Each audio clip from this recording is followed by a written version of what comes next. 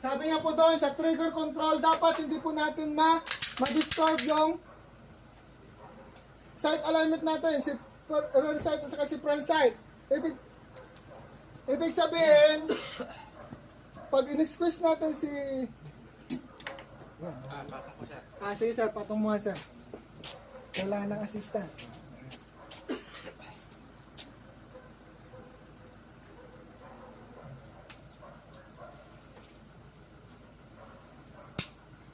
Dapat hindi po siya mahulog. Nakuha niyo po? Oh. Sino isa na matapang, punta po dito sa harap. Subukan niya yung ginawa ko. Sige po. Sige, isa para mabilis po tayo. Subukan. Sige sir. Tayo kayo sir. Sight nyo lang sir.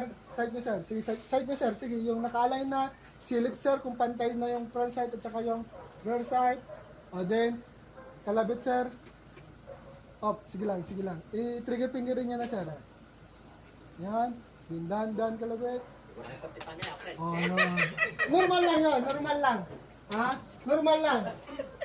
So dapat, pag kinalabit po natin, yung trigger natin, hindi na di-disturb. Nakuha niyo po? Doon, pag sinilot natin si front sight, pag nanginginig si front sight, gumagalaw si front sight, huwag niyong putukan. Kasi pag in-squeeze nyo, hindi kayo tatama sa target. Nakuha nyo po?